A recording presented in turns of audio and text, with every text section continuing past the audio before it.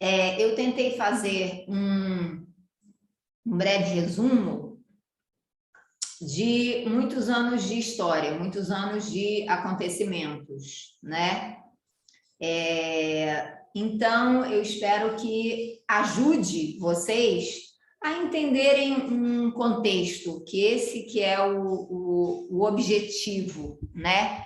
A gente não está aqui na escola, não vamos fazer prova, não estamos aqui para ficar decorando nomes e datas, mas você ter essa cronologia na tua cabeça vai te ajudar a você entender o contexto de hoje, o que você está fazendo hoje, onde você está inserido hoje. Deixa eu marcar aqui o meu vídeo para vocês sempre me verem. Então, essa história, a história do yoga, é uma coisa muito vasta, como todas as tradições orientais e antigas.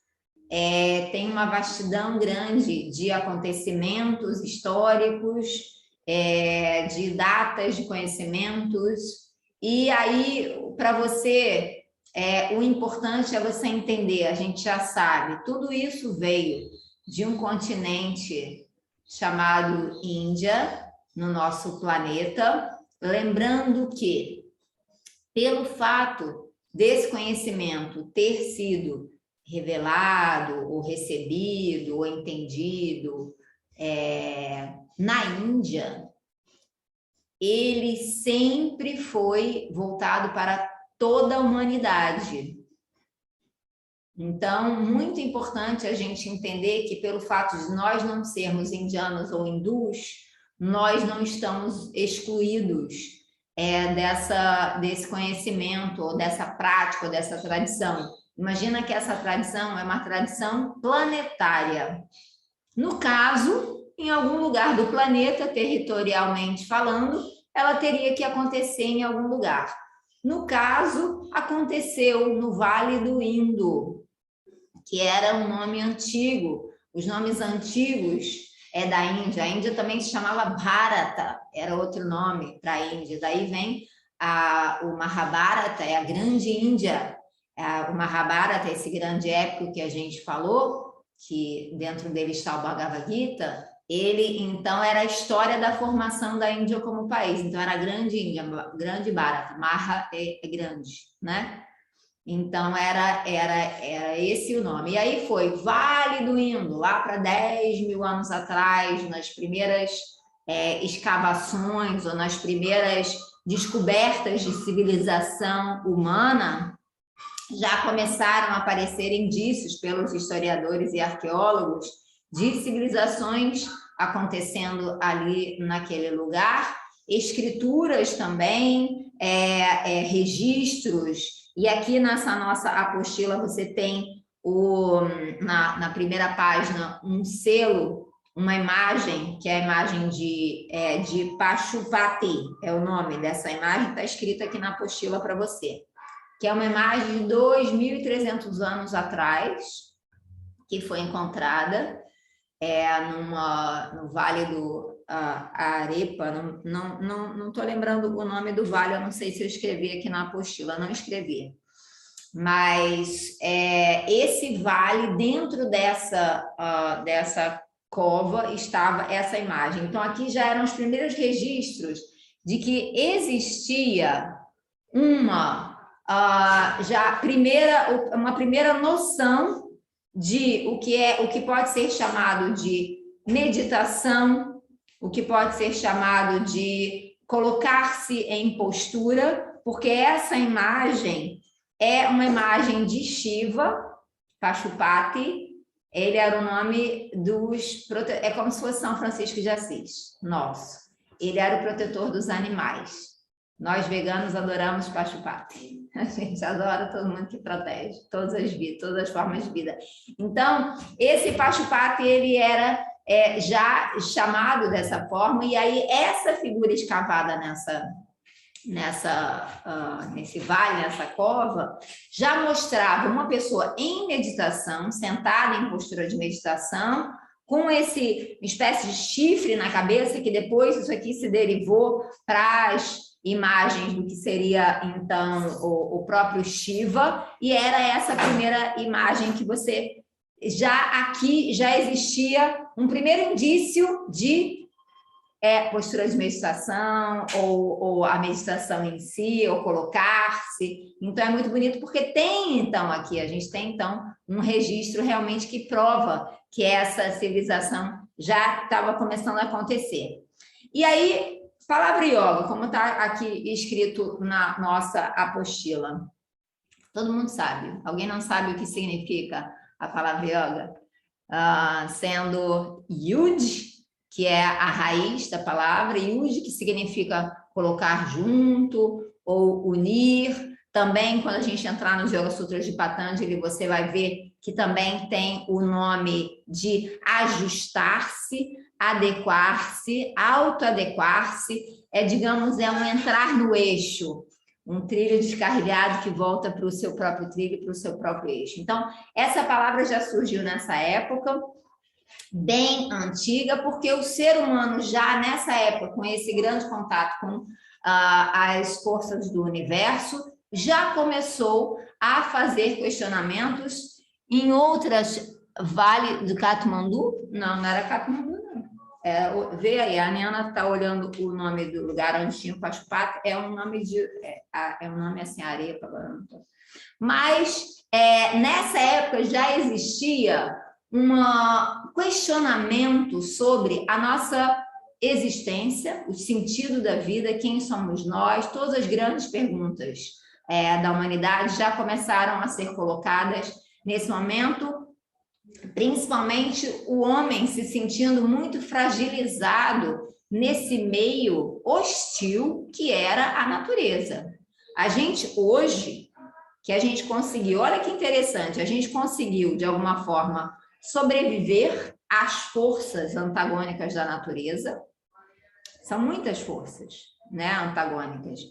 Vê o pessoal desses programas survival, põe eles no meio do mato. O que acontece no primeiro dia, gente? Mosquito. O mosquito acaba com a vida da pessoa. Vocês já viram? Quantidade, eu já fui para a Amazônia, quantidade, assim, um monte de coisas difíceis. A mais difícil era um negócio desse tamanhozinho chamado micuim, que era um mosquito, quem sabe? Silvia sabe, largados e pelados, tem todos esses não. Então, observa como nós estávamos ali submetidos às forças da natureza que nos tiravam a vida constantemente, né? E também, imagina, num contexto ali de família, das tribos, o bebê que acabou de nascer, ele era levado por um leão ou por um tigre. Então, a vida era muito suscetível de acabar de repente, era muito selvagem. Então, dentro dessa selvageria, o homem se encontrava num contexto de vulnerabilidade enorme e começou a questionar, porque nós somos os que somos dotados pela criação de a capacidade de autoquestionamento. Não existe nenhum outro ser vivo no planeta ou no universo, acreditamos nós, que tenha essa capacidade ou essa necessidade de autoquestionamento e uma mente que, então, processa informações, faz questionamentos e faz, então, o ser humano começar uma busca. Na verdade, isso a gente vai entrar quando a gente entrar nas escrituras, que aí já é a parte bem espiritual, nesse sentido de busca do sentido e de respostas, né, para os mistérios, assim, a gente vai entrar. Então, por enquanto, dentro da história, mesmo assim, já nesse momento o homem se deparava com essa grandiosidade, com essa hostilidade da natureza, né? Como eu estava falando, hoje em dia a gente, ao contrário, a gente se protegeu tanto das forças da natureza para a gente poder sobreviver, que a gente se isolou dela, concordam? E aí também virou doença. A gente vive mais tempo, mas agora com base em remédio. Então, tem alguma coisa errada. Então, eu acredito que vai haver um momento lá na frente, já estamos caminhando para isso, que vai voltar a ter um equilíbrio. Não vai ser nem tão selvagem, nem tão urbano. né? E a gente vai conseguir entrar nesse equilíbrio, mas nessa época, então, os questionamentos eram muitos. E esses primeiros seres humanos dessa região do Vale do Indo começaram a criar, então, esse conhecimento, que foram grandes sábios que começaram a surgir, e dali surgiu umas escrituras chamadas Vedas. Alguém nunca tinha ouvido falar nos Vedas? Rita, não. Aqui pode falar. Marcela também não. Ok, Vedas. Cadê a Jennifer? Não te vi. Você também não, né? Provavelmente. Ok. Então, sempre... Isso é básico, tá? De onde vem o yoga? Dos Vedas. Qual é a origem do yoga? Vedas. O que são os Vedas? Aí daí vem o nome, civilização védica, né? Vem o Vale do Indo, e daí surgiu a palavra Índia, porque era o Vale do Indo, que era um rio que se confrontava com outro rio chamado Sarasvati, e dali, então, a cultura se tornou a civilização védica. A palavra Veda significa conhecimento. E era um grande Veda, e veio um ser chamado Vyasa e dividiu os Vedas em 4, para facilitar. Dentro dos Vedas, vocês vão ver, essas informações estão na apostila, tá? Qualquer dúvida, vocês me perguntem. Existia, primeiro, como é que o homem se relacionava com essas forças da natureza tão selvagens? Através de pedidos para que a natureza fosse a favor dele e não contra, né? Então, em todos os sentidos que a gente pode imaginar, vendavais, tempestades, animais, todos os tipos de situações naturais que a gente sabe que existem. Então, criou-se uma relação do homem ritualística com essas forças, e o homem começou a dar nome para essas forças. Começou a dar nome para o vento, é o Vayu, começou a dar nome para o fogo, que é o Agni, começou a dar nome para a água, para todos os elementos, para todas as forças, e muitas outras tradições também fazem isso, vocês sabem, né? Colocando essas forças naturais como realmente forças divinas, e que nós acreditamos que são, né? Porque tudo realmente vem de uma força criadora, então toda essa manifestação ela é uma criação divina.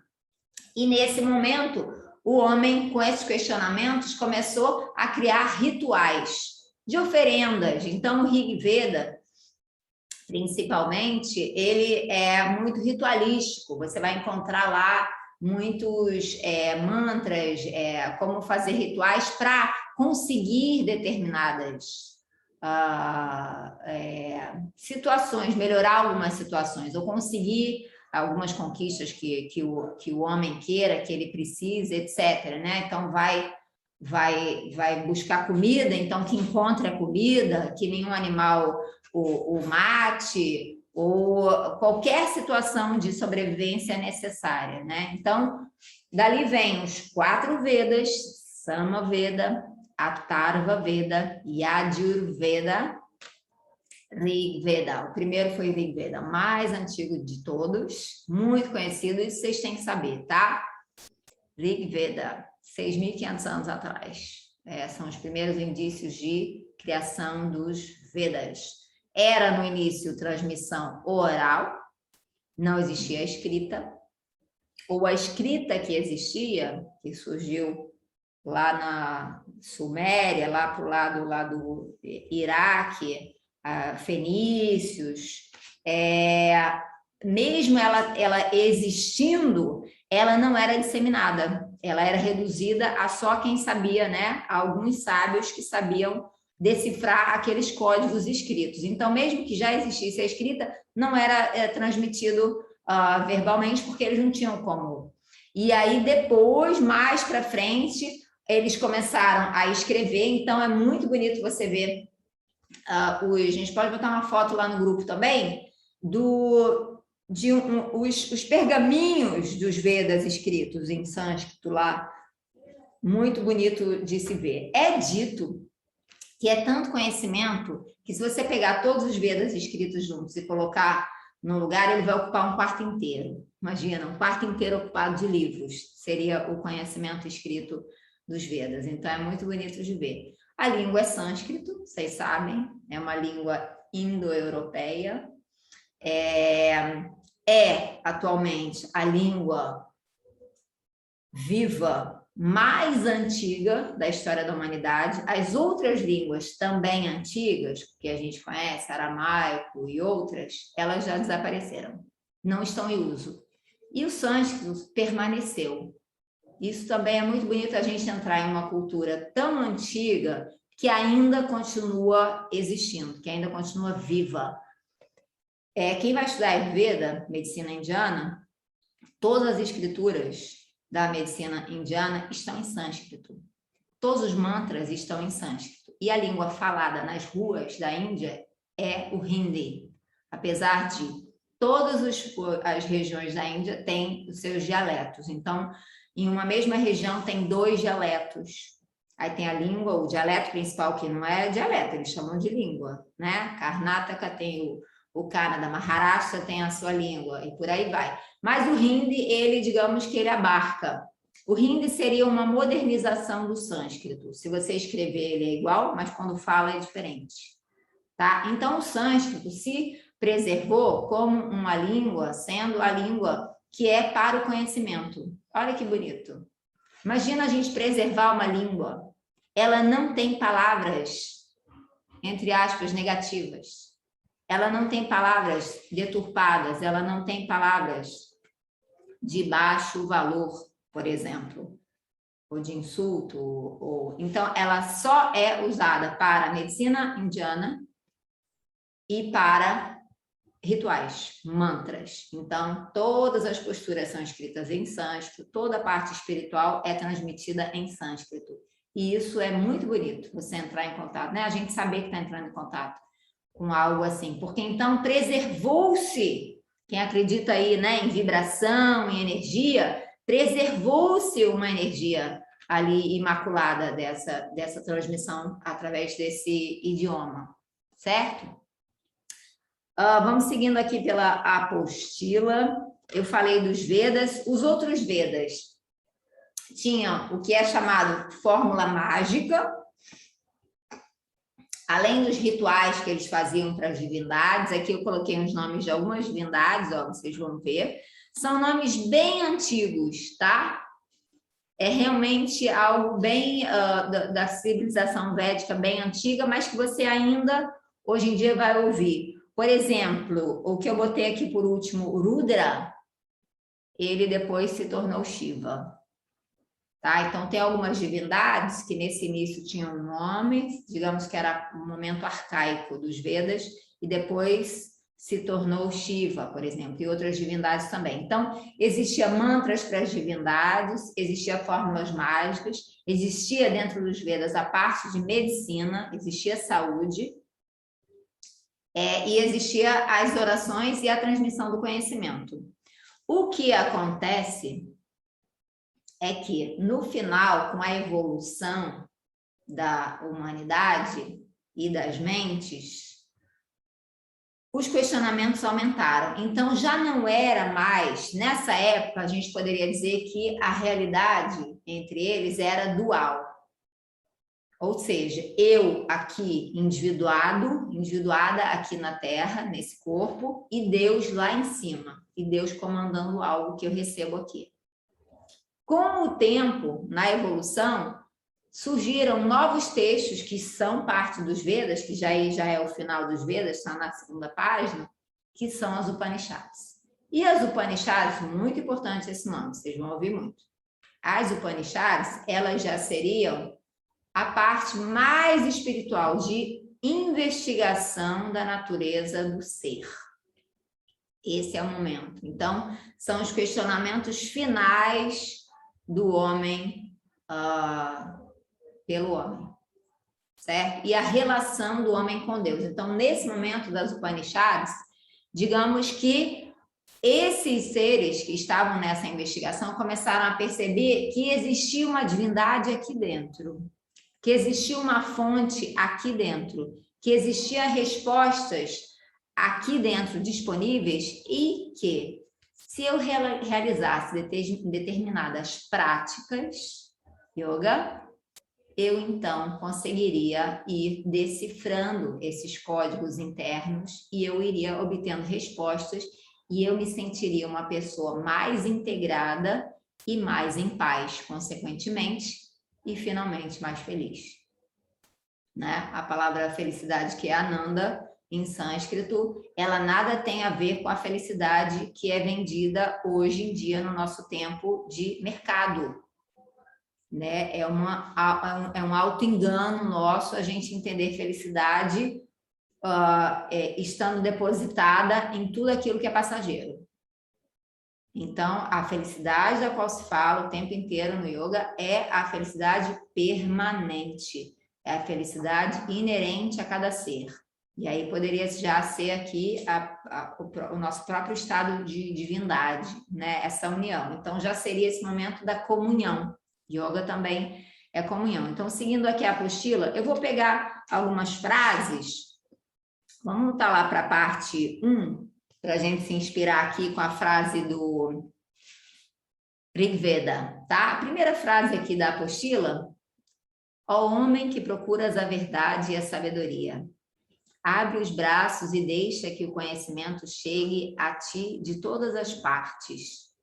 A verdade é uma e os sábios irão ensiná-la de diferentes maneiras. Aqui, o Rig Veda, sendo tão antigo, 6.500 anos atrás, já traz um conhecimento bem avançado sobre o ser humano, né? Quando outras civilizações do planeta na mesma época ainda estavam somente naquela relação de homem com a natureza, numa vida mais primitiva, mais voltada para os sentidos, mais animal, mais voltada para a própria sobrevivência. E aqui, no próprio Rig Veda, já começa a haver um despertar, né, de busca da verdade, e que os sábios irão ensiná-la de diferentes maneiras. Para mim, gente, essa frase aqui dos Vedas é como uma premonição, ou realmente aí um colocado, que uma afirmação que seria então realmente vivida por toda a humanidade durante o resto dos tempos. Porque hoje, se nós olharmos, é exatamente o que estamos vivendo, essa frase, o que é dito. O homem busca o sentido da vida, ele busca a felicidade, ele busca a verdade, a sabedoria, e o nosso convite, através da nossa prática, é que a gente abra os braços e deixe o conhecimento entrar. Abrir os braços é o quê, gente? Abrir o chakra do coração. O conhecimento entra por aqui, tá? Aqui é só um instrumento de, digamos, processamento, mas o lugar que fica é aqui. Se ficar só aqui, não chega, não chega. A gente aí vai estar só fazendo intelectuação, né? Deixe o conhecimento chegar até ti de todas as partes. Isso é abertura de mente também. Você não vai limitar, vai dizer que isso é certo, isso é errado, ou que isso, uma determinada forma de ensinar, ou de outra tradição que não seja a que você gosta, que essa outra tradição não sirva, né? Então, aqui é realmente abraçando todas as manifestações de conhecimento no planeta. Por quê? Porque o planeta é enorme e o número de pessoas é enorme, o número de anos de vida nosso aqui universalmente é mínimo, mas para nós é enorme, porque a nossa vida humana ela dura 80 anos. Então, realmente, 10.000 anos de história da humanidade, para nós que vivemos 80, é muito. Para o universo inteiro, que tem não sei quantos milhões de anos, é nada, mas para nós é. E depois, a verdade é uma, e aí ele entra. A verdade é uma. Por quê? Nós queremos encontrar a verdade, nos encontrar com a verdade. Imagina que existe uma montanha e o cume da montanha. A metáfora de você atingir a verdade é chegar nesse cume dessa montanha. E a tua prática é o que vai te levar ao cume da montanha. Você pode subir nessa montanha para chegar no cume dela por diferentes lados da montanha e chegar lá em cima igualmente. Cada um desses lados seria uma determinada tradição, né, do mundo inteiro, que foram surgindo pelas diferentes mentes que foram manifestando esse conhecimento, diferentes línguas, diferentes formas de ver o universo, mas ele afirma, é uma. Não tem duas, não tem dois deuses, só tem um, só tem uma verdade. E os sábios irão ensiná-la de diferentes maneiras. E isso é lindo, porque é o que a gente vive hoje em dia, a aliança de todas as tradições. Quem aí não é espírita, umbandista, yogi, yogini? Quem? Pode até ter gente aqui que não, tudo bem, mas muita gente que a gente hoje em dia conhece não é? Aí a mãe é evangélica, o pai é católico, e aí a pessoa gosta de ir no terreiro de Umbanda, mas faz yoga, gosta de cantar mantra, e etc, né? Então, é isso aqui. Então, esse aqui é Rig Veda, ele já fez uma premonição do que a gente está vivendo hoje. E é maravilhoso, né? Então, o que ele está dizendo é que o conhecimento ficaria acessível para todos. Porque esse conhecimento, nessa época, era limitado a apenas um grupo de sábios e homens. Maior parte sendo homens, né? Algumas mulheres que a gente vai ver por aí que também houve. Mas, nesse momento, então, ele está afirmando que um dia o conhecimento estaria disponível para todos. E não é à toa que a gente está aqui, através da internet, estudando, cada um numa cidade, e um conhecimento que vem da Índia e estamos no Brasil aprendendo em português. Então, é exatamente o que está acontecendo, né? Dentro desse conhecimento, é legal vocês entenderem uma palavra também, que é Shruti. Smriti e Shruti. Deixa eu ver se eu escrevi aqui na apostila. Se eu não tiver escrito, Clara, de repente... Oi. Posso só fazer uma pergunta? Pode. O que é que ele queria aqui dizer com qual era esta verdade? Ok, qual era a verdade neste entendimento do Rig Veda? Se é só uma? Eu que te pergunto, qual é a verdade? O que você acha? Você vai saber, tá? Você dentro de você. Toda prática é para te convergir para essa pequena, potente semente de fonte de respostas que está dentro de você. Eu não vou poder te dizer qual é essa verdade. Você vai saber qual é. Com as tuas palavras, com o teu entendimento, com a tua história de vida, você vai entender, você vai voltar essa frase um dia e você vai dizer, entendi. Tá? Fica assim, vamos deixar assim por enquanto. Mas é bom essa indagação, aí já estamos indagando aqui. Qual é essa verdade? Vamos saber qual é essa verdade. Vedas eu estava falando da palavra Shruti e Smriti, tá? Pode escrever aí no bate-papo. Aqui na apostila, Lara. Tá? Então tá. São 4 volumes. Shruti, ok. Shruti, vocês vão ver, significa aquilo que foi revelado. Então, é o conhecimento revelado. Normalmente, conhecimento revelado, como os Vedas, ele não pode, ele não tem autor. A maioria desse conhecimento não tem autor. E isso é lindo. Porque, gente, importa alguma coisa quem escreveu os Vedas? Muda alguma coisa do que é o conhecimento em si? Não importa. Não importa. Então, o nível de humildade era tanto que os sábios iam transbordando esse conhecimento, iam transmitindo, e eles não tinham a menor necessidade de dizer, fui eu que tive essa ideia, como a gente faz hoje. Isso fui eu e tal, e põe o nome da pessoa, esse método eu que criei, isso é meu, isso eu tal. Nada, nada. Quem inventou Hatha Yoga? Ninguém. Quem inventou Saudação ao Sol? Ninguém. Quem escreveu os Vedas? Ninguém. E todo mundo. Tá? E isso já é por si algo de grande valor no conhecimento.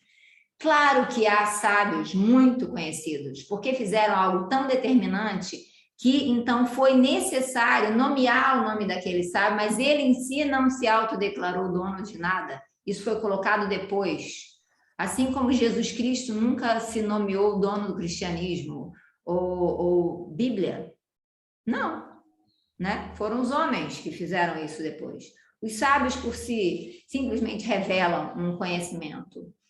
Então, Shruti é o conhecimento revelado. Smriti é o conhecimento ouvido. E que aí é lindo. Então, o conhecimento ouvido é um conhecimento que, nesse caso, então, realmente foi algo que foi escutado. E isso é muito bonito. A nossa prática também, a gente passa muito por abrir o nosso canal de escuta. Vocês acreditam nisso? Nós somos muito externalizados pela boca. Lembra o que eu falei ontem de Ganesha? Orelha grande, boca pequena. Ouve muito e fala pouco? É exatamente isso. Então, no momento que você ouve muito e fala pouco, o canal abre e você pode, então, escutar algo que está pairando e que você vai lá e puxa, entende e escreve, registra, transmite, e aquilo então passa a ser uma mensagem, né? São aí mensagens do divino, da forma como você acreditar, tá? Porque nada disso aqui que a gente está falando é religião. Não tem a ver com religião, tá? Isso é conhecimento. Quando eu digo para vocês que um dia o homem descobriu que a Terra girava ao redor do Sol e não ao contrário, isso não é uma religião, não foi uma religião que disse isso, foi alguém que percebeu, transmitiu, entenderam realmente e conseguiram entender através das observações de como o planeta funcionava, da curva, do Sol, etc., percebeu-se então, inclusive, que a Terra era redonda. Existia a teoria cravada de que a Terra era plana. Um dia alguém falou, a Terra é redonda. Foi para a fogueira, né? Quem falou que era que o Sol não era o que girava, que a Terra não era o centro do universo. Foi para a fogueira, o senhor Copérnico. Então, observem que algumas verdades que foram ditas no planeta, no momento que elas chegam, elas geram muito embate. E o embate, primeiro, é nós com nós mesmos. O que está falando? Eu vou duvidar agora de tudo que eu acreditei. O Oberon grande professor, ele tem uma frase muito bonita, que ele diz assim, quando encontrares uma verdade maior que a sua própria verdade, a tua verdade individual, abandone a sua.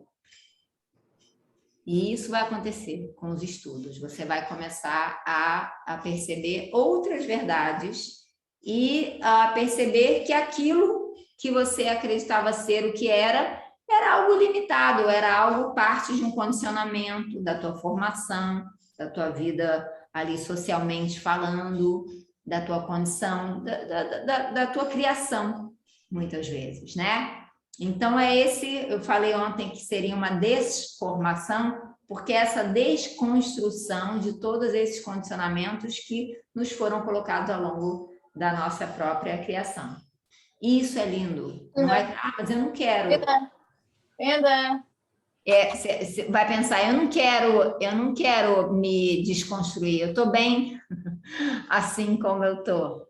Deixa vir, vai deixando vir. Se abre, deixa acontecer, abre a escuta, né? Então tem Smriti e Shruti, isso é legal, porque o Bhagavad Gita, por exemplo, que tem um autor que é Vyasa, ele é um Smriti, ele foi escutado. Realmente foi um conhecimento revelado, assim, puf, né? Como eu falei ontem, que foi Ganesha que escreveu, ficou 3 anos escrevendo, sem parar, o Mahabharata e o Bhagavad Gita. Vamos ver outra frase aqui Aqui, coloquei também termos já presentes, que vocês vão ouvir muito, que já estavam nos Vedas, tá? Brahman, Atman, Maya, Samsara, Avidya. Esses são termos que você vai começar a escutar. Algum desses termos vocês já escutaram? Alguém não sabe o que é samsara? Quem não souber, levanta a mão. Samsara, ok. Samsara, roda das encarnações, tá? Porque segundo esse conhecimento, nós, no momento que encarnamos, que adotamos uma forma material que está o tempo inteiro sendo regida por 5 sentidos de percepção, vocês concordam comigo? Nosso corpo é regido por 5 sentidos e ele quer simplesmente sobreviver, quer aumentar o tempo de vida, assim como os animais. Isso é algo limitador para uma mente que quer se desatrelar do corpo e um espírito que quer se expressar e quer estar presente, certo? Então, o samsara, no momento que você adota o corpo físico, é considerado, por toda a tradição hindu, os pontos principais da tradição védica, do conhecimento védico, a gente chama de hindu porque está dentro da Índia e é a cultura hindu, né? Os pontos principais crença na reencarnação. Alguém não acredita em reencarnação aqui? Se não acreditar, não tem nada de errado. A gente não tem que acreditar em nada aqui. Alguém não acredita em reencarnação? Todo mundo. Jennifer não acredita em reencarnação? Isso é ótimo, porque aí a gente vai poder ir trazendo esse material, certo? É a verdade dela, ela não acredita em reencarnação. Ok. Eles acreditavam em reencarnação e eles acreditavam que existia uma roda, até hoje acreditam. Isso é uma crença, a gente não tem como provar, né? Então, pode ser que faça sentido para você e você guarda. Não faz sentido, você abandona, tá? Então, dentro dessa crença, desse conhecimento, tem uma parte que é crença, porque a gente não tem como provar, né? Você tem como ir estudando e vai fazendo mais sentido, vai fazendo associações de informações. Isso é assim e tal, então realmente isso faz sentido, etc. Como karma, dharma, por exemplo, né? Mas tem que fazer sentido para você, né? Então, os Vedas acreditam, afirmam a existência de encarnações e cada vez que você está encarnado, você está vivendo na roda do samsara, que seria a roda das encarnações. Acreditam que existe uma evolução espiritual, assim como, por exemplo, no espiritismo, e que você venha cada vez para aprender e se melhorando, né? Então, daí vem o karma, que seria essa tua relação com o que você fez, a lei da ação e reação, né? A lei física. O que você fez vai ter uma volta para você, né? Ação e consequência da ação. Essa lei existe, essa lei é da física, mas ela também está dentro da espiritualidade védica, tá? Então, o samsara é essa roda, a vida a gente vai falar depois nos Yoga Sutras, Brahma, Atma e Maya. Isso a gente vai falar agora porque isso está dentro aqui desse conhecimento, tá? Nosso estudo de história, para ele não ficar muito longo, teórico, porque cansa a gente ficar muito tempo aqui, eu dividi ele em 2, então amanhã a gente vai continuar, mas ainda estamos nele. Então, nesse momento, o que você vai aprender assim sobre o que seria, né, esse conhecimento védico.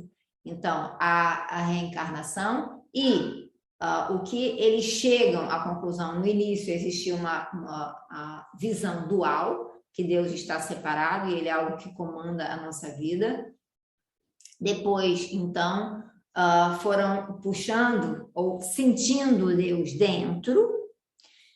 E nesse momento, os Vedas explicam a existência da seguinte forma, com esses três termos, Brahman, Atman e Maya, tá? A manifestação da vida no planeta Terra. A gente está falando de planeta Terra porque é o que a gente pode provar, mas quem acreditar que a gente expandir essa vida consciente para outras partes do universo, está aqui incluído, está dentro do nosso campo aqui. Não tem nenhuma prova de que não exista vida consciente em outras partes do universo. Então, quando a gente fala de vida consciente, a gente fala do planeta Terra, mas a gente pode expandir para outros planetas, né? Outras formas de existência, né? Dentro disso, essa vida consciente no universo, no caso, pensando no planeta Terra, eles explicam que existe uma forma que é não forma, que é Brahman, que é o absoluto, o nome, o absoluto. Então, muitas tradições orientais dão um nome para isso que não pode ser nomeado, né? O taoísmo é o Tao, o budismo é Buda, e por aí vai. Você não é algo que está além mente. Por isso a gente pratica para chegar nesse lugar. Por isso Patanjali ficou tão disseminado os Yoga Sutras, porque ele tem uma grande serventia para que a gente possa chegar nessa percepção de Brahman, tá? Então eles dizem, os Vedas dizem que Brahman é esse absoluto, essa existência. A gente pode chamar Brahma como sendo o Criador, como sendo uma grande consciência onipresente, onipotente, onisciente, né? Vai pensando aí como você visualiza o que seria a divindade, a criação. Qual é esse nível de expansão, de percepção que você pode ter sobre essa presença, porque a gente não pode chamar de forma, e a gente não poderia nem dar nome, mas como nós somos dotados de linguagem, necessitamos expressá-la através de palavras. Essa é a grande diferença entre nós e os animais, né? Nós temos as diferenças que dito fisicamente, né? O polegar opositor. Olha que interessante. O gesto mais simbólico do que é a prática de yoga é exatamente a união do dedo indicador com o dedo polegar, que só os seres humanos são capazes de fazer. Nem os macacos conseguem fazer isso. Ficam aqui. Tá? Então, aqui é Brahma e esse é Asmita. Esse aqui é o Diva, esse é o Divatman, é o ser, é o indivíduo que se une, se curva, se prostra, a prostração, a saudação, a reverência ao absoluto, se curva perante o absoluto. Esse é o Dhyana Mudra, o gesto do conhecimento, é o autoconhecimento, né? Quando você conhece a tua verdadeira natureza e aí você se funde, se une. Aqui é yoga, ó. Yoga é o Diva, que é você, se prostra, se une e no final, comunhão. Yoga é comunhão. Então aqui é yoga. Só esse gesto que a gente faz tanto em aula, ele já simboliza tudo o que a gente está estudando. Para que eu faço yoga? Para isso, para eu chegar a isso. Tá? Então esse é Brahman. Como explicar Brahman? Não tem como explicar. O que é verdade? Não posso te explicar, você vai saber. Dentro de você, você vai entender. O que a gente faz aqui é dar essa guiança, dar essas informações, apresentar essas ferramentas para que você vá entrando e entendendo o que está sendo apresentado ou apontado. Estamos fazendo aqui, a gente está fazendo assim, ó, tem um caminho ali. E aí você olha e você fala, eu quero, eu vou lá. E aí algumas pessoas acendem umas luzinhas para você encontrar o caminho. Você vai, mas aí você que quer. E aí o final lá, o templo dourado, ele é teu. É você que vai entrar nele. Cada um tem o seu. No final é um templo só para todo mundo, mas no momento a gente pensa de forma individual. Então, Atman seria a alma, tá? É traduzido como alma, como o Brahman personificado, o Brahman individuado, seria Deus em nós. Ou nós em Deus. O que vocês acham? Deus em nós ou nós em Deus? Pode escolher como traduzir, tá? Então, seria Brahman como esse grande absoluto, esse grande mistério. Atman, que seria o nosso pequeno mistério, que somos nós, encarnados, com essa nossa consciência. Brahma em nós, como sendo a presença dessa consciência em nós. E Maya. Aí vem Maya. Poder. Maya é traduzido como ilusão. Vocês já ouviram isso? Maya é ilusão. Ok. É uma tradução simplória. Maya. Para explicar o que é Maya ilusão? Já expliquei. Tira um pouquinho a palavra ilusão daí, tá? Porque às vezes ela pode te atrapalhar. Então, vai para um poder de criação, manifestação, realização, realidade, uma realidade se construindo, que ela é construída através de uma força chamada Maya. É também considerada uma divindade feminina, Maya. Maya também é chamado, tá? Tudo aqui que vocês vão ver, Mudra, Mudra, Maya, Maya, Yoga, Yoga, não importa, tá? São pronúncias ou são sotaques diferentes, você adota os teus, vocês vão ouvir várias formas de falar as palavras e ok, tá tudo certo. Dependendo da região da Índia, se fala de uma forma. Mas então vamos fazer uma metáfora de que existe uma tela de um cinema, existe a plateia e existe um filme sendo passado. Certo? Todo mundo. Cinema maravilhoso, a arte sempre explica coisas da espiritualidade, se a gente quiser aprender com ela. A tela é Brahman, onde tudo acontece. Ali a existência. O filme, quem projeta é Maya. Quem assiste o filme é você. Porém, quando o filme começa, você adota um personagem dentro do filme. E você passa a acreditar que esse filme, nessa tela, é a realidade, não a tela em si. E você passa a acreditar que você é esse pequeno personagem vivendo essa história de vida nesse pequeno papel. Que pode ser um grande papel, mas dentro da grandeza universal é um pequeno papel. Que dura alguns anos e que depois se desfaz, né? E, na verdade, Atman, quem é, não é esse personagem que está nesse filme vivendo essa história, mas aquele que está assistindo a própria história, e é a consciência. Então, Atman, no final, é dito pelos Vedas, Atman é Brahman. E Brahman é Atman. Ou seja, Deus está em mim, eu estou em Deus. Exatamente essa comunicação, essa presença. Então, toda a prática, toda essa história, todas essas escrituras, essas milhões de palavras escritas ao longo de milênios, é para que você entenda isso. É para que você entenda isso. Certo? Só que é muito difícil a gente entender isso. A gente, entendi. Aí volta para a vida, esqueceu. Né? Uma das palavras de yoga que eu gosto yoga é lembrança. Yoga volta para casa. Yoga é lembrança. Lembrança disso que você já sabe, mas que você esqueceu. Certo? Então, por quê? A gente faz a nossa prática para a gente relembrar.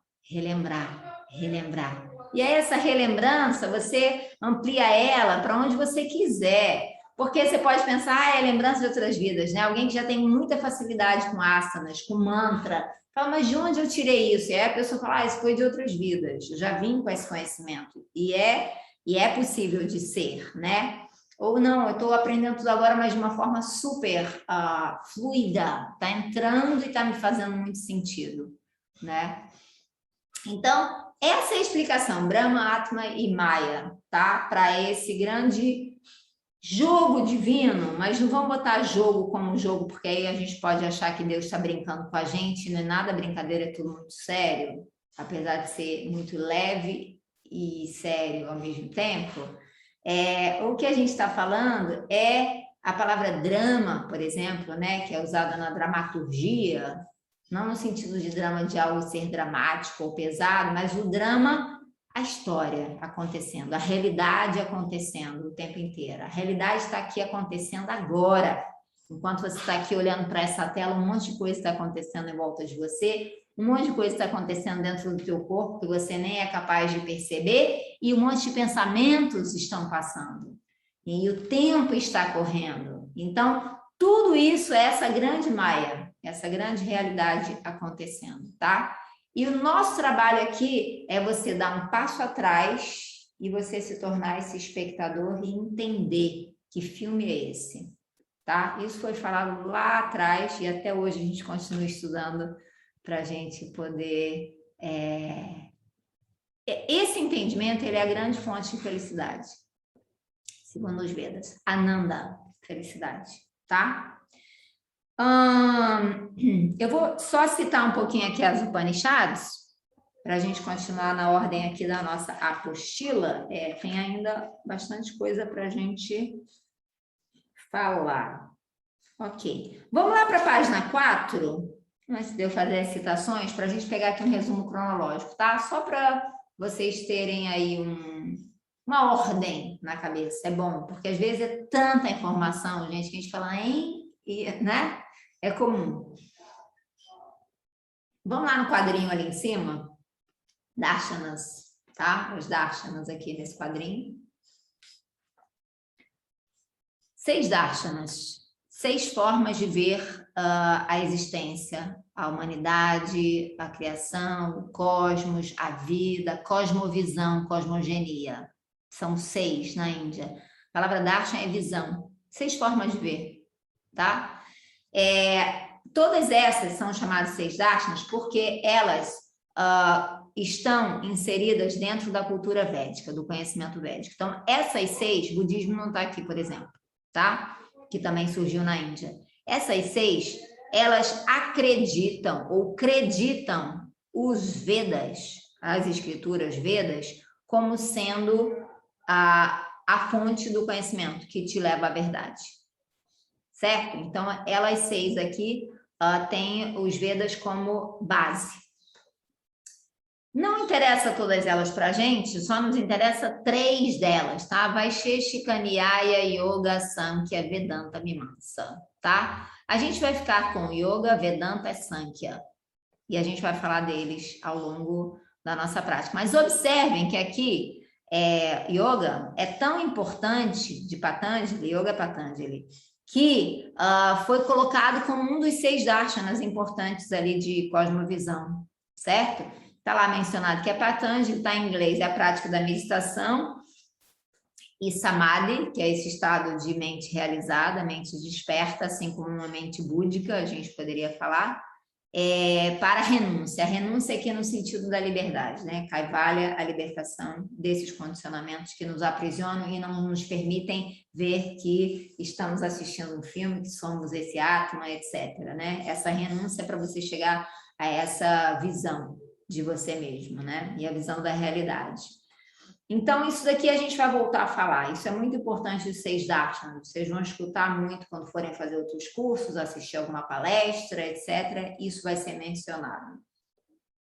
Sankhya e Vedanta a gente já vai falar. Vamos para o resumo cronológico para a gente colocar aqui um pouquinho de datas, assim, ordem na nossa cabeça, tá? Historicamente, é chamado lá o período védico, de 1900 a 800 AC. Aí, então, começou a civilização védica, surgiram os Vedas, os 6 darshanas, como eu coloquei aqui, e no final os Upanishads, que eu mencionei, tá? Que é o final dos Vedas. As Upanishads, elas foram sendo escritas desde aquela época até a Idade Média. Então, tem Upanishads bem recentes, comparando com as outras que são mais antigas, tá?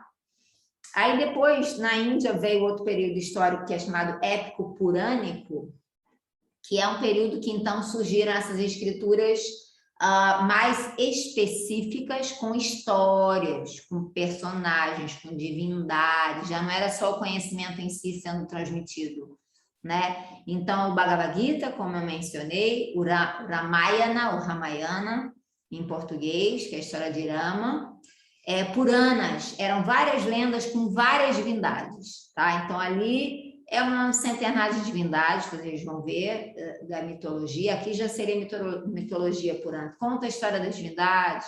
Aí Ganesha aconteceu isso, aconteceu aquilo, e aí Shiva, e aí Sarasvati, e aí Vishnu, e vai. E aí dali veio a mitologia, e nesse momento, então, surgiu a trindade hindu. Vocês já ouviram isso, né? Brahma, Vishnu e Shiva.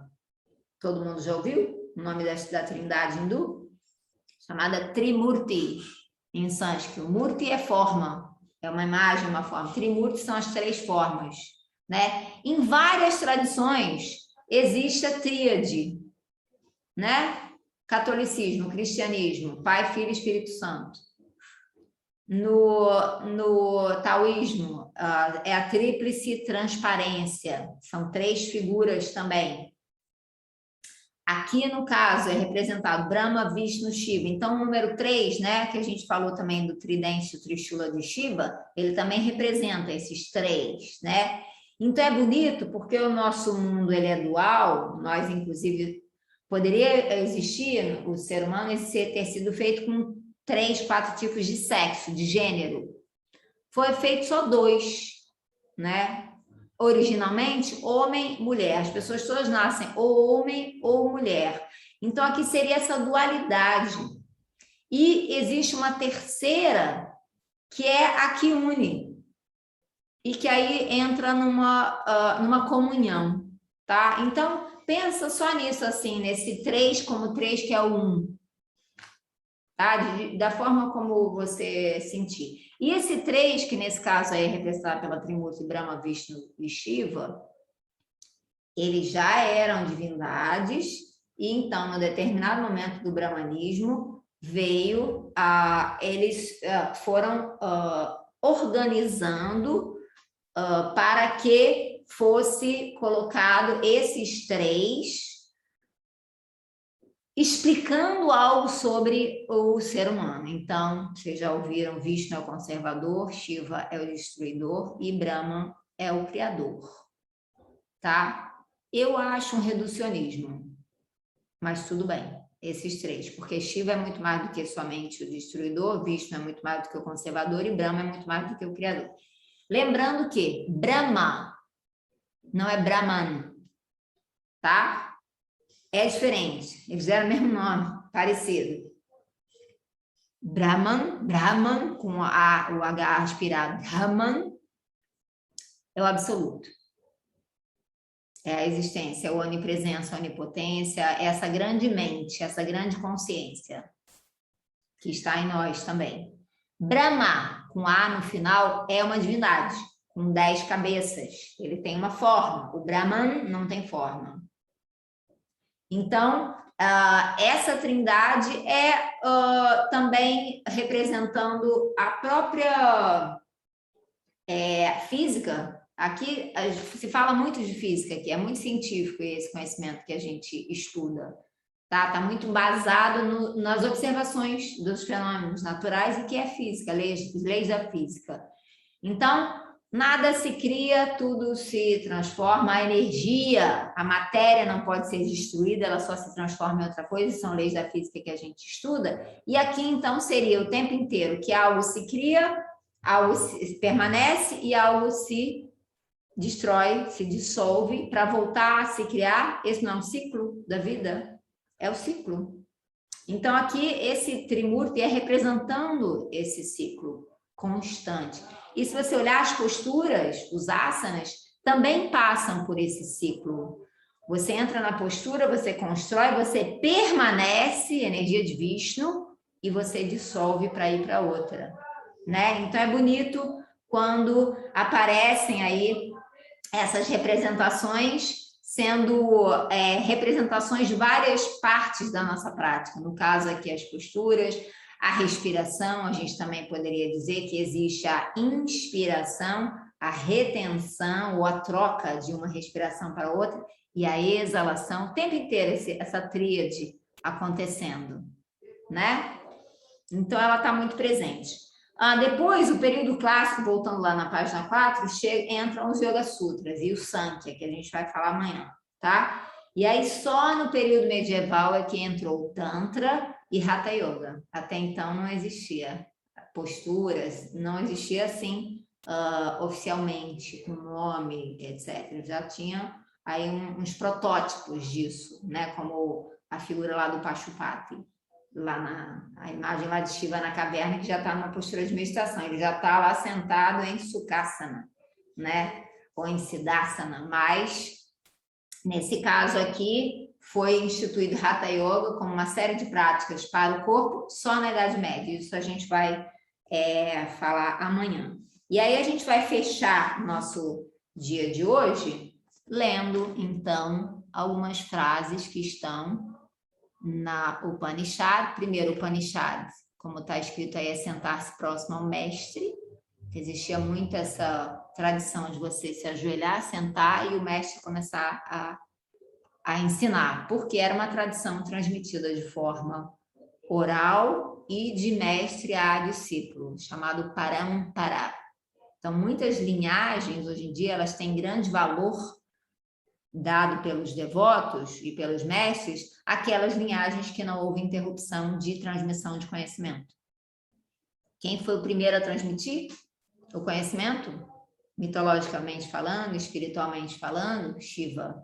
E essa linhagem foi transmitida de Shiva, passou para Parvati, que é a mulher dele, de Parvati passou para Matsya, Matsya transmitiu para outros sábios na humanidade, e dali foi sendo transmitida até chegar nos nossos professores. Isso é chamado parampara. É uma linhagem transmitida sem interrupção de mestre a discípulo, de professor para professor, e que nós temos a sorte de ter chegado até nós, de que esse conhecimento tenha sido preservado, porque muitos outros conhecimentos foram perdidos. E esse foi preservado e ele chegou até nós. Algumas vezes foi perdido, depois alguém recuperou, voltou, como Krishnamacharya. Então, aqui na Chandogya Upanishad, por exemplo, ele menciona concentrando em si próprio todos os sentidos. Aqui já é um indício de você começar a sair do externo e voltar para o interno, né? Percebendo os sentidos como algo externalizável, ou que te externaliza. E aí a outra frase bem bonita também, dessa mesma Upanishad, que é: há algo para além da consciência e que habita em silêncio nela. É o supremo mistério que ultrapassa o pensamento. Agora o conselho do mestre: apoiai a vossa consciência e o vosso corpo sutil nesse algo, e não o apoieis em nenhuma outra coisa. Vamos ler de novo? Isso é muito antigo, gente, e faz muito sentido hoje em dia para nós, né? Há algo para além da consciência e que habita em silêncio nela. Esse mistério, a verdade da qual a gente estamos falando aqui. É o supremo mistério que ultrapassa o pensamento, ele não é entendido com a mente. E aí vem Patanjali, que então quis que houvesse uma limpeza mental, uma organização mental para você chegar a um estado de não mente e poder perceber isso aqui que está sendo dito, que ultrapassa o pensamento. Apoiai a vossa consciência e o vosso corpo sutil. O corpo sutil inclui o corpo físico, porque o corpo sutil está no corpo físico. Nesse algo, e não o apoieis em nenhuma outra coisa. Então, ele não diz somente, apoieis aqui a tua consciência. E ele dá o conselho, não apoieis em outra coisa. Por quê? Qualquer outra coisa que você apoiar a tua consciência não será verdadeira, não te conduzirá a essa verdade. E aí é o nosso eixo, né? A gente descarrilha, sai do trilho, o trem sai do trilho e volta para o trilho. Então, a gente pratica yoga para a gente poder ir apoiando a nossa consciência nesse algo e nenhum outro algo, porque todos os outros são distração, todos os outros são impermanentes, são irreais e nos conduzem a uma percepção ilusória da realidade e nos conduzem a dor, sofrimento, ignorância espiritual, etc. Né? Então, aqui o conselho do mestre. Então, vocês lembram, né? Assim, basicamente, cronologicamente, civilização védica, Vale do Indo, surgiu depois o que é chamado Índia, O Vale do Indo, que eu não falei ontem, ele, olha só que ironia, ele está no Paquistão, Caxemira, fronteira com o Paquistão, norte da Índia à esquerda, seria norte-sul, leste, oeste, seria noroeste da Índia. Noroeste da Índia, lá nos Himalaias para a esquerda, é onde surgiu a primeira civilização védica, tá? Era chamado também os arianos. Isso eu não falei ontem, são os arianos. Os arianos, olha que também ironia. Vou falar duas ironias aqui do destino da história humana, mas é para a gente aprender muito. Hitler chamou o povo dele de ário e pegou a suástica, que é um símbolo sagrado, tá no nosso livro, a suástica, no Yoga Sutra, vocês vão ver. Ele pegou a suástica, muita gente já sabe disso, virou do lado oposto para dizer que não era a suástica e colocou como sendo o símbolo do nazismo. Isso é Kali Yuga. A gente está vivendo Kali Yuga, a era de ferro, a era da ignorância, a era das trevas, tá? Vou falar das eras também, tem que lembrar de falar das eras também. Então, ele fez essa inversão de valores. E quantas coisas a gente sente que está invertido os valores, né? Que coisa, né? Então, imagina, chamavam arianos. Nesse lugar onde era o Vale do Indo, era entre Paquistão e Caxemira, uma região lindíssima de montanhas, e hoje é um lugar de guerra. A fronteira entre a Índia e o Paquistão, que é Caxemira, lugar sagradíssimo, está em guerra. A Índia quer uma parte da Caxemira e o Paquistão também. Então, a fronteira, aquela fronteira da Índia, ela não é, olha só, não é possível visitar. Nunca ninguém foi lá. Nenhum estudante pôde ir até o lugar onde surgiu a civilização védica, onde os Vedas começaram a ser escritos. Porque está em guerra. É uma zona de guerra. Não pode. Se chega lá, é só tanque. Que triste, de guerra. né? Hã? Que triste. Como muitos outros, gente. Israel, onde nasceu Jesus. E onde é considerada a terra prometida para os judeus e, ao mesmo tempo,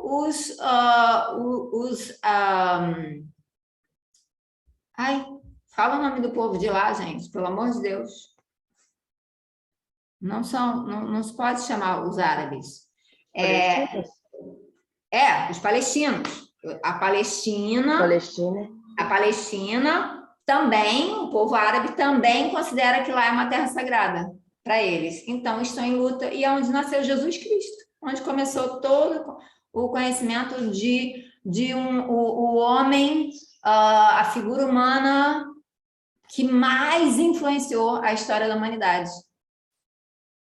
É Jesus Cristo. Tanto é que a nossa era é antes e depois dele, de tão importante que ele é, o pensamento dele, né? Então, acontece isso, né? Então, lá, Paquistão e Caxemira é a região onde começou. E aí virou Paquistão, tá? Então, o Paquistão ele era da Índia, depois ele virou Paquistão, mas tem um pedacinho que continua lá em briga, que é a Caxemira. Um dia, talvez a gente possa ir lá visitar quando, né, se resolverem esses conflitos. Então, pensa, Vale do Indo, civilização védica, surgiram os Vedas, é a fonte de tudo, do conhecimento. Dos Vedas, que a Janine comentou, né? O final dos Vedas são as Upanishads. Isso é importante saber, isso você tem que saber. Isso não tem como você não saber, tá? Para quem estuda, isso é algo que tem que ficar organizado na tua mente.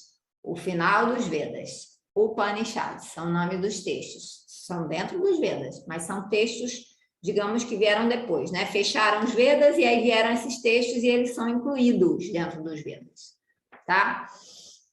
Está escrito aqui na página 2, ó, Upanishad, sentar-se próximo ao mestre. Aí esse texto aqui a gente leu. Eu não vou entrar agora em Sankhya e em Tantra, como está aqui escrito na apostila. Muita coisa. Deixa para depois, tá? Vamos saltar aqui essa frasezinha. E aí, um dos textos que também é considerado Upanishad, também é uma extensão dos Vedas, que já seria exatamente o momento desse conhecimento que se volta para a investigação profunda sobre o ser, natureza do ser. Investigar a natureza do ser. O que é isto? Vamos lá, quero saber de vocês. O que significa investigar a natureza do ser? Quem pode me dizer? O que você ouve essa frase e o que te vem? Investigar a natureza do ser. Pode alguém falar?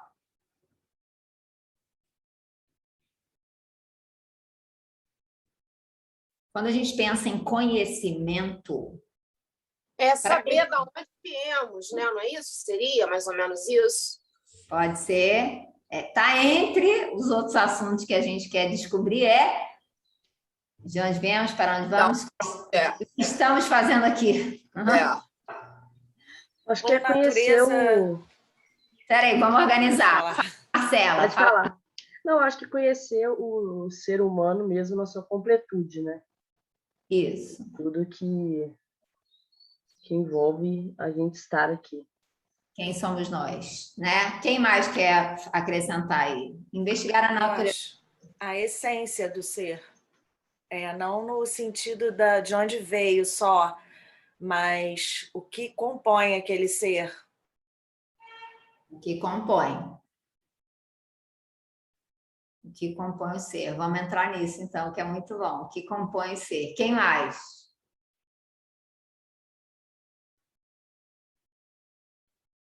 Então, vamos lá. Já que a gente está falando, a gente vai ter que abrir um parênteses. Vamos lá. O que compõe o ser? Pensa. Você tem corpo.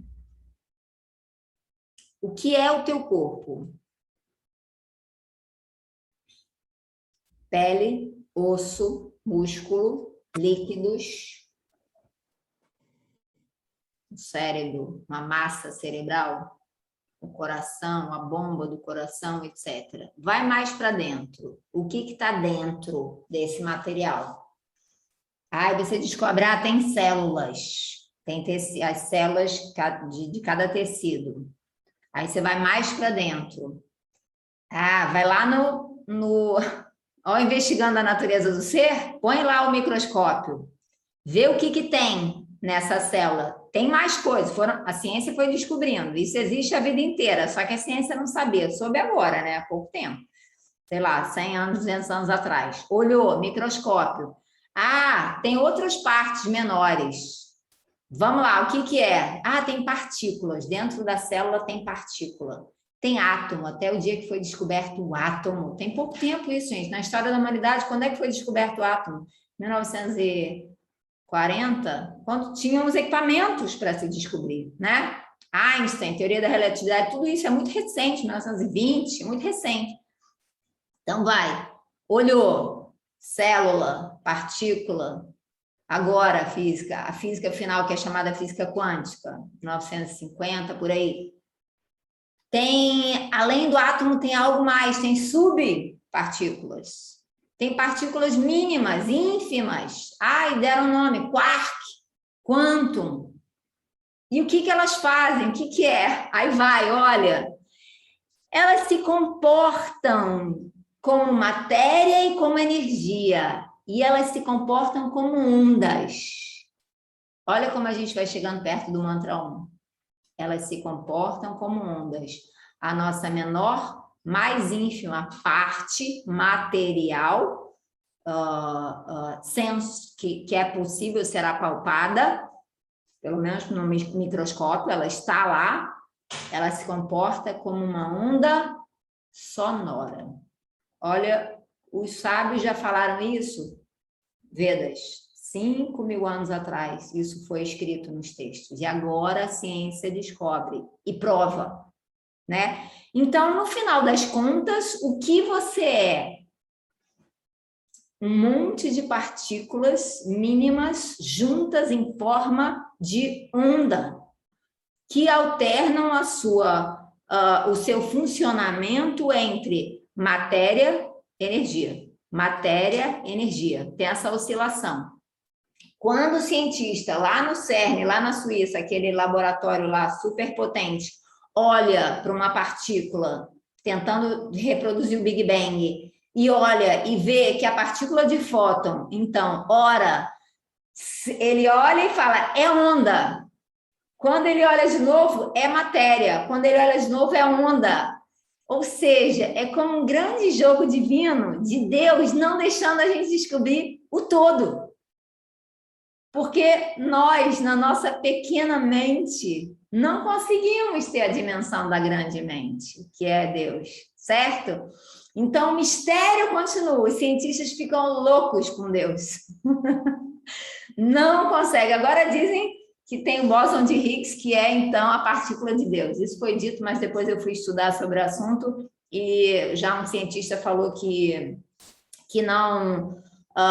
que esse nome que deram partícula de Deus foi uma forma errada de explicar, alguém comentou e aí deram esse nome, querendo explicar algo, mas é uma mínima partícula que provaria, então, a presença de uma fonte misteriosa de vida, digamos, né? E o objetivo final da ciência, como é investigando a natureza do ser, o objetivo final da ciência é investigando a natureza da matéria, como a matéria se comporta, para tentar descobrir de onde nós viemos, né? Esse é a grande questão tudo da ciência, se você pensar, gira em torno dessa pergunta, né? Então, quando manda alguém para Marte e tal, é sempre querendo descobrir algo, algum dado sobre nós para provar cientificamente o mistério de que somos feitos.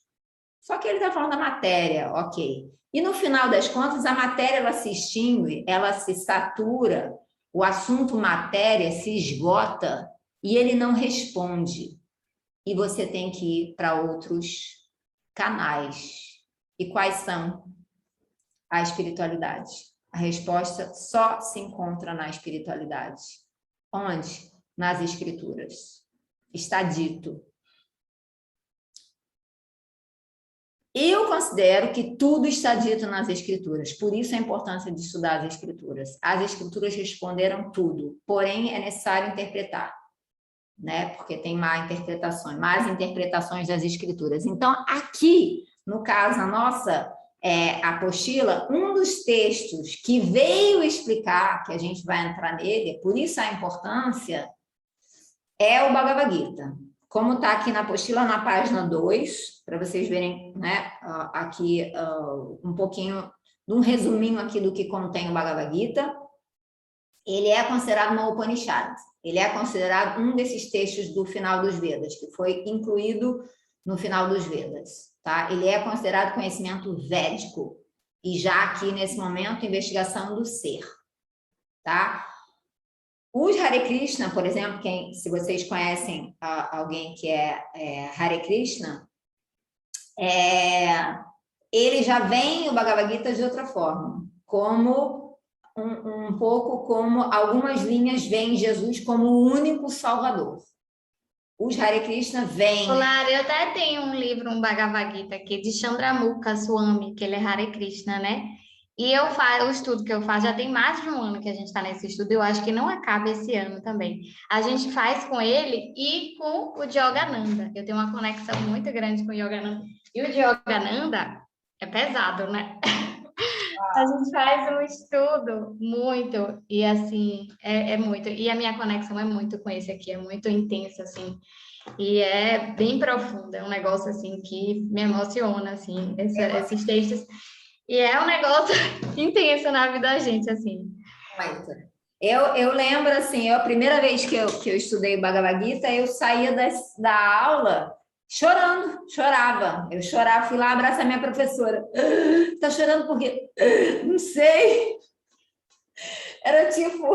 Era muito incrível, né? Então, talvez alguns de vocês sintam isso. Não é obrigatório sentir isso, mas talvez chegue até vocês dessa forma, ou talvez chegue de outra forma. Qualquer forma que chegar é válida, né?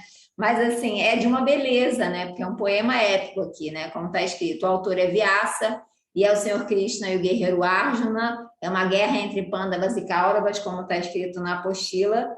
E ele cita 4, porque a gente fala, eu até botei um post lá no Casa Shala e no Nataraja, semana passada, são as 4 sendas do yoga, né? Quem leu o post lá. É o Bhakti, Raja, o Karma e o Jnana, né? Então, seria o Krishna, durante os 18 capítulos do Bhagavad Gita, ele menciona essas 4 formas de yoga, né? Então, vamos pensar aqui que todas as vezes que a gente falar yoga, a gente não está falando de posturas. Isso também muda tudo. Falar, eu faço yoga. Aí eu te pergunto, o que desse vasto conhecimento você faz? Você pode só estudar, você está fazendo yoga. Você pode só fazer serviço desinteressado, serviço social, caridade, você está fazendo yoga. Você pode só meditar. Você pode só rezar, cantar mantra, fazer oferendas. E você pode fazer só posturas. Não, só posturas não pode. Você não está fazendo yoga se você só fizer posturas. Krishna não fala hora nenhuma do corpo. Isso é também um momento que quando chega isso, quando chegou para mim, então eu não estava fazendo yoga? Não. Você estava achando que estava fazendo, mas você não estava fazendo. Agora você está fazendo. Agora você está aqui, agora você está fazendo. Certo? Isso é lindo, porque aí, quando você vai fazer suas posturas que você ama, é outra coisa, é outra viagem, é outro lugar, é outro contexto. Tá? Então, esse é o objetivo, trazer esse contexto todo teórico para embasar a tua prática física, né? E é isso que a gente está fazendo. Então, Krishna cita esses 4 caminhos. A gente vai falar deles quando a gente entrar no final, nas últimas aulas de curso, a gente vai falar de Bhagavad Gita e a gente vai entrar nele. Aí, na página 3, que é o Vedanta, né? Vedanta é final dos Vedas, a tradução, tá? Veda Anta. Então, o Vedanta seria as Upanishads, tá? Coloca lá, Vedas, Upanishads, entre parênteses, Vedanta. Essa é a cronologia. Quando a gente fala de Vedanta, a gente está falando das Upanishads. E aqui são eu coloquei, são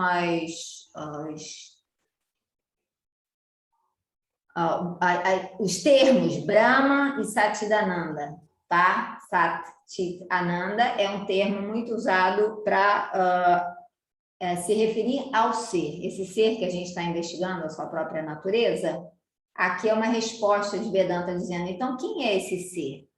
Eu estou investigando, mas o que sou eu? E aí, Vedanta explica, tá? Que Brahman, o absoluto, aquele que não tem forma, seria o nome de Deus mais transcendente, sem nenhuma forma, tá? Esse Deus não tem forma. Ele é Satchidananda, e ele é você. Deus é em você, ou você em Deus. Sat, você pode escrever aí, verdade ou existência. Chit, consciência. Ananda, felicidade. É difícil traduzir Ananda, tá? A gente traduz em português para felicidade, mas você pode colocar êxtase espiritual, ou você pode colocar arrebato, ou visão espiritual, ou um nome que você sinta que é uma plenitude, um estado de plenitude. Todo mundo já viu esse estado de plenitude alguma vez? Por exemplo, está fazendo um pequeno exemplo de Satchidananda, só que esses exemplos duram alguns segundos e a gente quer falar que a gente quer viver nesse estado a vida inteira, né? Alguém fez o Enem para medicina, estudou um ano inteiro para passar em medicina, numa maior universidade, a mais difícil, vem o resultado. Tirei primeiro lugar em medicina na UFRJ. Êxtase.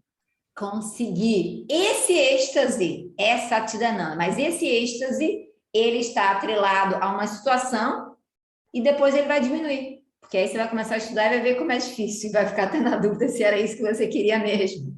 Mas vamos pensar só nesse êxtase de uma super boa notícia. Todo mundo já teve ótimas notícias na vida. O que conquistas, curas, chegada de alguém, ter filho, a nascimento de um filho, esses momentos de êxtase absoluto, que também dentro do Tantra seria o orgasmo, Ananda poderia ser um grande orgasmo cósmico dentro de você, fisicamente falando, né? Ele dura alguns segundos e ele acaba. E aí você quer de novo, quer de novo, quer de novo. Então, o Sat Chit Ananda seria a natureza do ser. Investigando a natureza do ser, Vedanta explica a natureza do ser através desse termo Sat Chit Ananda. Ele diz que você é esse êxtase. Esse êxtase está em você, porém, você não vive nele o tempo inteiro. Por quê? Porque estamos atrelados à matéria, aos sentidos e por aí vai. Isso vai ser estudo nosso o curso inteiro, tá? A gente vai voltar nele. Então, só para vocês saberem que esse termo Satchidananda é um termo muito usado para definir quem é o ser, quem é você. Eu sou o Sat Chit Ananda, tá? Aí é tudo junto, não tem como separar. Verdade, existência, com consciência, com felicidade. Pensa nessas 3 palavras e sente o que elas te trazem, né? O Sat, a palavra Sat é verdade mesmo, mas ela poderia ser a verdade da existência. Eu vou colocar hoje no grupo, lembra, Aniana, para mim, por favor? De colocar o texto sobre a verdade, que até a Rita perguntou o que é a verdade. Aqui a verdade que a gente está falando, Rita, é essa palavra Sat, da existência, a real existência de algo, a presença de algo, e não a enganosa existência, que seria todo mundo impermanente, tudo que é impermanente. E é não dualista nesse sentido, Deus está dentro, não está fora, tá? Quer falar alguma coisa? Tá. Aí, olha, o principal filósofo é Shankaracharya, que é da Idade Média. Shankara escreveu uma série de Upanishads, e ele é que trouxe as Upanishads de novo para estudo. E aí a frase... Brahma é real, o mundo é uma ilusão, nesse sentido que a gente pensa da gente se identificar com aquilo que é impermanente, com a fonte dos prazeres que são totalmente fugazes, né? E não é um Ananda constante, uma felicidade constante, uma felicidade real com R maiúsculo. E Brahma e Atman são só um. O absoluto e a alma individual, a alma universal e a alma individual são uma só. Essa é a afirmação de Vedanta, tá? E Hatha Yoga, aqui, veio depois, bem depois, né? Isso também eu lembro quando eu estava estudando, a primeira vez que alguém falou, yoga não é postura, não é algo físico e não surgiu lá no início, surgiu muito depois. Foi depois de muitos estudos, de muitas percepções, que então o corpo foi incluído. E essa foi a grande chave do yoga. A grande chave é ter incluído o corpo como instrumento, que vocês sentem isso, por isso que é tão bom fazer. Porque o ser é integral, nós estamos no corpo. Não adianta eu ficar só na minha mente ou no meu espírito se eu não levar o corpo junto. Se eu não considerar o corpo parte desse caminho, senão o corpo fica para trás. E tem muitos, né? Muitas outras linhas só de meditação que não inclui o corpo. Quando você inclui o corpo, você completou tudo. Aí virou holos, o holístico, realmente você englobar o ser na sua totalidade, né? Então, isso só aconteceu depois. Apesar de até então ter sido genial tudo que foi apresentado e revelado, o corpo veio só na Idade Média e aí foi chamado, então, de Hatha Yoga. Quem sabe o que significa Hatha? Ra, sol e tá. Lua. Ele fala isso. Né? Tem outra palavra para Hatha também. Hatha Yoga. É força? Força. Força. Yoga da força. Por quê? Aí isso está nas escrituras. Aqui, ó. Nessa daqui. Quem quiser ter esse aqui também é muito interessante. Faz parte lá da trilogia lá dessa editora que editou o Bhagavad Gita e os Yoga Sutras. Eles lançaram esse aqui também. Eu achei bem legal. Swami Swatmarama. Hatha Yoga Pradipika. Seria luz sobre Hatha Yoga, né? O Pradipika significa luz, jogar luz. E aqui afirma-se: o Hatha Yoga, a parte física, fará com que você desperte em você uma força adormecida dentro de si. Então, já se considera que essa força está em você e ela tem que ser disponibilizada para você. Como? Praticando Hatha Yoga. E o que é Hatha Yoga? Posturas, asanas, kriyas, exercícios de purificação, pranayama, para que você possa, então, entrar no estado de meditação, na prática da meditação. Para você liberar a tua mente, para você, então, perceber, vislumbrar a tua natureza. A investigação é essa. Começa no corpo e vai até a mente. Liberou a mente, quem fica? Só Ananda, só a presença. Tá? Então, essa é a ideia. Esse é o caminho. Então, tem essas duas escrituras, Hatha Yoga Pradipika e Gheranda Samhita, que são as principais. Tem muitas outras. Tem outra aqui, Shiva Samhita, que também é muito interessante, porque foram escritas na Idade Média, né? É legal você ver uma coisa escrita na Idade Média, a gente lê hoje, né? Então, tem umas passagens, a gente tem mais 5 minutos de aula, vou fechar com isso daqui, ó. Tem umas passagens de Shiva Samhita que é assim, deixa eu ver se eu acho alguma aqui que eu tenha marcado. Que a gente nunca escreveria isso nos tempos de hoje com a nossa linguagem. Mas aqui, por exemplo, ele diz, não estou achando. Ele diz assim, se você praticar essa respiração por 1 hora, você vai atingir um estado tal. Se você praticar por 5 horas, você vai atingir o estado tal. Se você praticar por 10 horas, você vai se liberar de todos os teus karmas. Já vai para os níveis espirituais, né? O corpo indo para o espiritual, liberando o corpo para você ficar só no espiritual, né? E aí você pensa assim, mas quem vai fazer isso por 10 horas? E aí depois tem uma hora que é assim, se você repetir esse mantra, porque ele também inclui mantra, se você repetir esse mantra 100 vezes, que é o que a gente faz normalmente, né? 108, faz até mais, faz 1000. Tem práticas que são 10 japamalas. 10 vezes essa conta de 108. Então, dá 1080 a conta. Que é normal, você pode ficar 40 minutos fazendo, dá mais ou menos esse tempo, 1 hora, assim. Ok, isso é normal para todos nós. Se você repetir 1000 vezes, você então libera a tua mente para tal coisa. Se você repetir 5.000 vezes, você então atinge um estado tal. Se você repetir 1 milhão de vezes em um dia, você se libera dos teus karmas. E aí você pensa, quem vai repetir 1 milhão de vezes? Ninguém tem esse tempo, né? Então é bonito porque ele tem uma ingenuidade de dizer assim, mas quem vai cumprir isso que está escrito aqui, né? E tinha.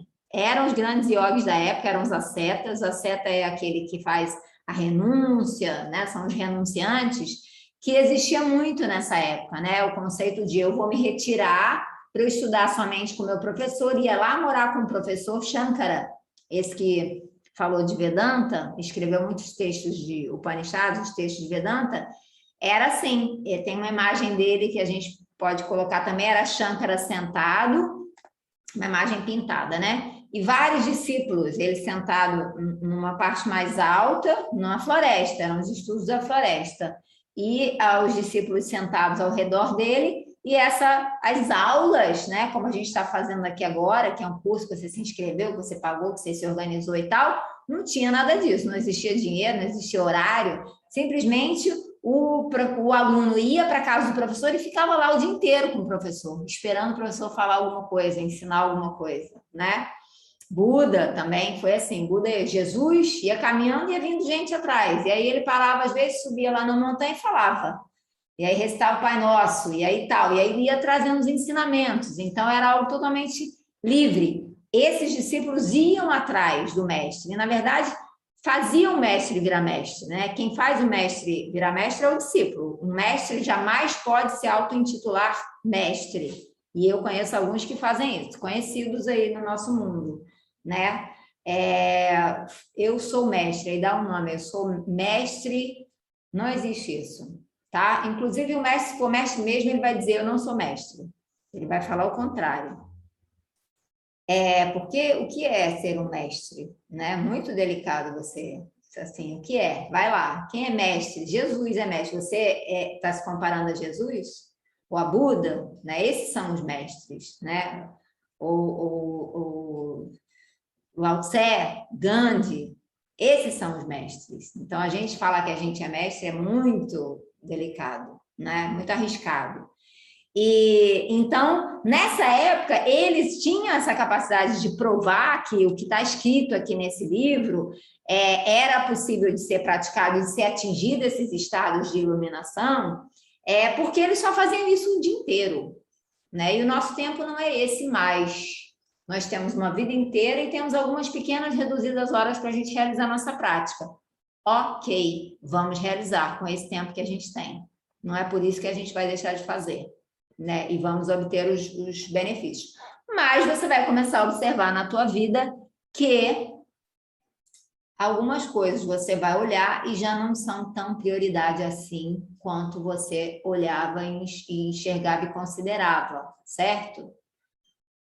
Outros valores vão passar a fazer parte, vão ficar maiores. E aí eu já ouvi assim de alunos, mas eu não quero mudar. Mas eu estou bem aqui, eu não quero me transformar. Tem isso, tem esse momento, né? Tem o momento do salto que você olha e você fala, eu estou bem aqui. É o medo do desconhecido.